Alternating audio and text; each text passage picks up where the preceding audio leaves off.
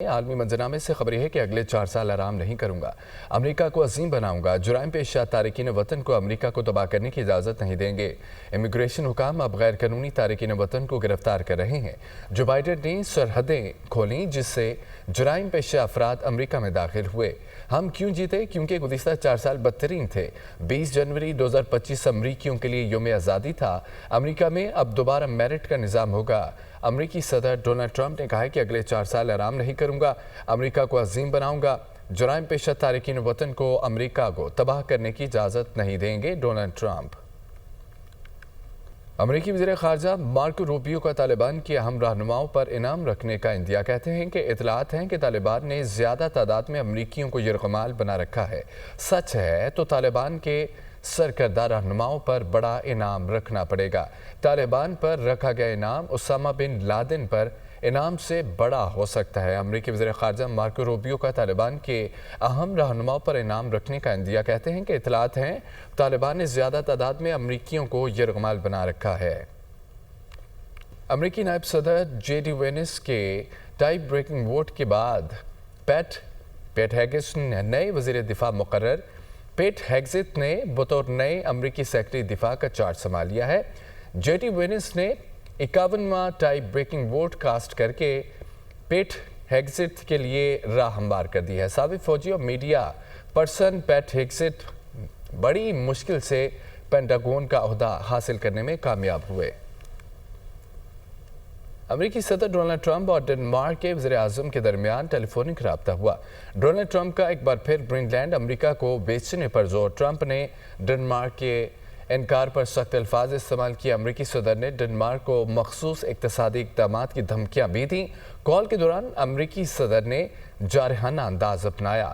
بین الاقوامی میڈیا کی رپورٹس۔ امریکی صدر ڈونلڈ ٹرمپ اور ڈنمارک کے وزیر اعظم کے درمیان ٹیلی فونک رابطہ ہوا۔ ٹرمپ کی ہوم لینڈ سیکرٹری کے لیے امریکی سینٹ میں ووٹنگ ہوئی۔ کرسٹی نوم 34 ووٹوں کے مقابلے میں 59 ووٹوں سے ہوم لینڈ سیکرٹری مقرر ہوئی۔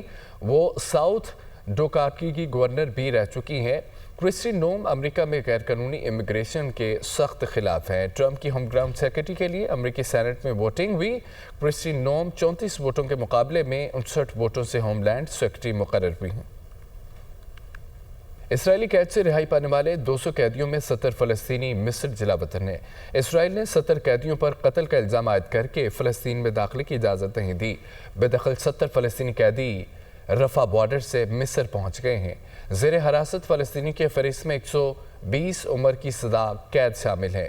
رہا فلسطینی قیدیوں میں 69 سالہ معمر فلسطینی شہری اسیر محمد توس بھی شامل ہیں۔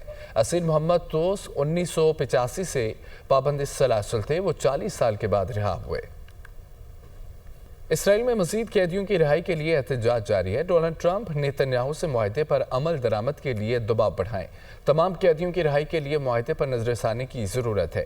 اسرائیلی وزیر اعظم نیتنیاہو کا حماس سے معاہدے پر عمل درآمد کے لیے کردار غیر یقینی ہے۔ مظاہرین کا یہ مطالبہ ہے۔ اسرائیل میں مزید قیدیوں کی رہائی کے لیے احتجاج۔ ڈونلڈ ٹرمپ نیتنیاہو سے معاہدے پر عمل درآمد کے لیے دباؤ بڑھائیں۔ یمنی حوثیوں نے 153 جنگی قیدی رہا کر دیے ہیں۔ رہا افراد کا تعلق عالمی سطح پر تسلیم شدہ سرکاری افراد سے ہے۔ قیدیوں کی رہائی international committee of red cross کے تعاون سے ممکن ہوئی ہے۔ یمنی دارالحکومت صنعاء میں مسجد کے اندر رہائی کی تقریب منعقد ہوئی۔ ناظرین، سوڈان دارفور میں اسپتال پر ڈرون حملہ ہوا ہے۔ 30 شہری جاں بحق ہو گئے، درجنوں زخمی ہوئے ہیں۔ جاں بحق افراد میں مریض، بچے، خواتین شامل۔ اسپتال کی عمارت ڈرون حملے سے تباہ ہو گئی۔ سوڈانی فوج کا اہم آئل ریفائنری پر کنٹرول کا یہ دعویٰ ہے۔ سوڈان دارفور میں اسپتال پر ڈرون حملہ ہوا، 30 شہری جاں بحق ہو گئے، درجنوں زخمی ہوئے۔ جاں بحق افراد میں مریض، بچے اور خواتین شامل۔ اسپتال کی عمارت ڈرون حملے سے تباہ ہو گئی۔ سوڈانی فوج کا اہم آئل ریفائنری پر کنٹرول کا دعویٰ۔